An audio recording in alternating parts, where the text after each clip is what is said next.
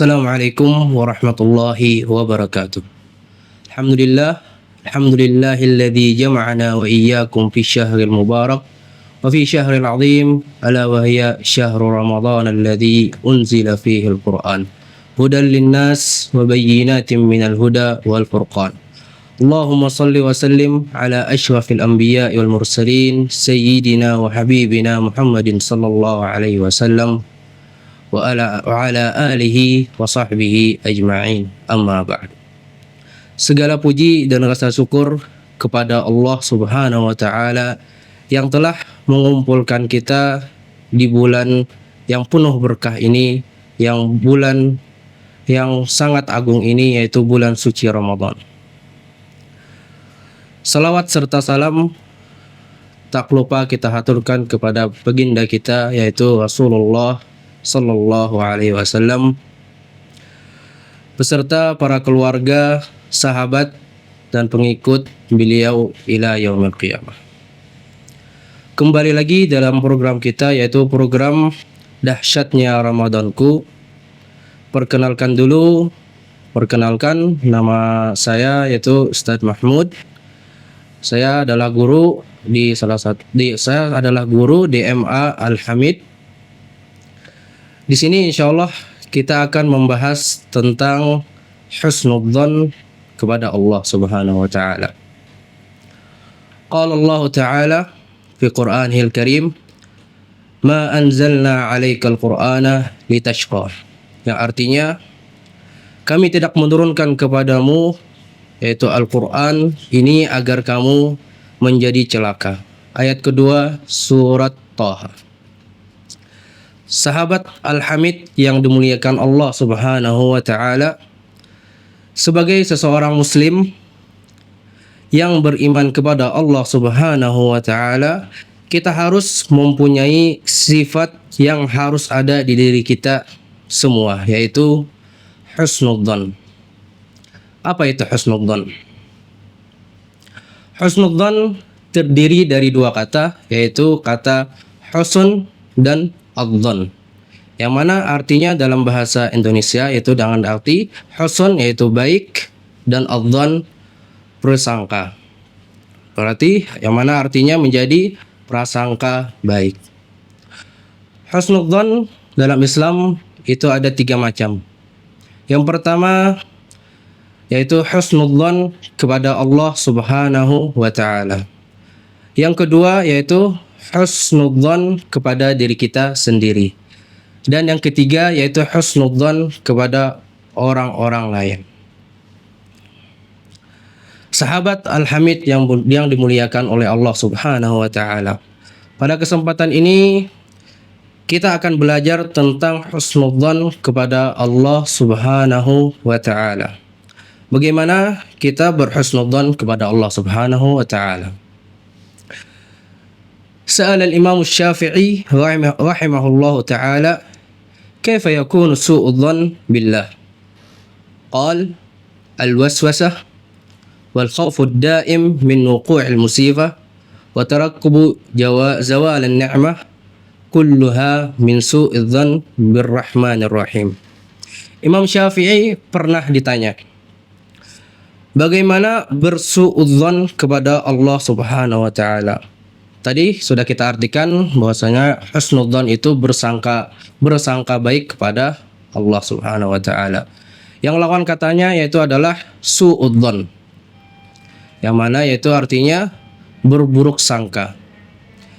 Imam Syafi'i pernah ditanya salah satu orang, yaitu bagaimana sifat suudzon kepada Allah Subhanahu wa taala. Beliau menjawab, Imam Syafi'i menjawab rahimahullah, yang pertama yaitu al-waswasah, pikiran yang obsesif.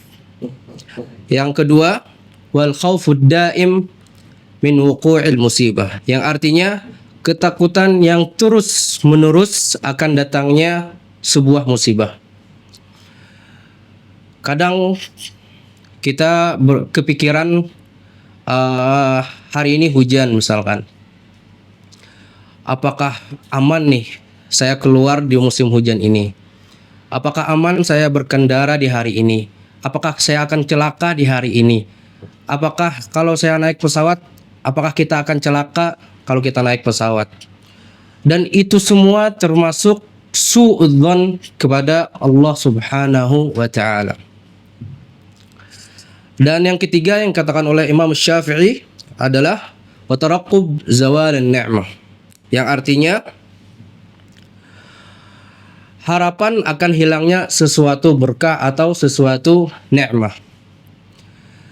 Jadi kalau kita bersangka bahwasanya nikmat yang kita dapatkan sekarang akan hilang, itu termasuk salah satu suudzon kepada Allah Subhanahu wa taala. Misalkan kita mendapatkan rezeki yang berlebih, jangan sampai kita berpikiran bahwasanya rezeki yang kita dapat ini tidak akan bertahan. Bersangka baiklah kepada Allah, berhusnudzonlah kepada Allah bahwasanya rezeki yang akan datang ini akan datang lagi dan akan datang lagi. Dan diakhiri dari perkataan Imam Syafi'i, kulluha min su'udzon birrahmanir rahim, yang artinya semua tadi alias yang ketiga tadi itu termasuk bersuudzon atau bersangka buruk kepada Allah Subhanahu wa taala. Wa qala Allah taala fi hadits al-qudsi, qala Rasulullah sallallahu alaihi wasallam, yaqulu Allah azza wa jalla, ana 'inda dhanni 'abdi bi. Yang artinya Allah adalah sebagaimana persangka kita kepadanya. Yang mana yang dimaksud dari hadis ini, apapun prasangka kita kepada Allah itu akan menjadi sebuah takdir kepada kita atau untuk kita, kepada diri kita sendiri. Semakin baik prasangka baik kita kepada Allah, maka akan baik juga kehidupan kita, takdir kita yang akan kita jalani nanti. Dan sebaliknya pun akan berlaku. Seburuk apapun kita bersangka buruk kepada Allah, itu akan terjadi dalam kehidupan kita. Maka dari itu para sahabat Al-Hamid yang dirahmati oleh Allah Subhanahu wa taala, ayo kita ubah prasangka kita, apa yang kita rasakan dengan sesuatu yang lebih baik. Yang dulunya takut akan datangnya sebuah musibah, ayo kita tawakal ala Allah. Maka dalam tawakal itu akan ada sebuah kebaikan.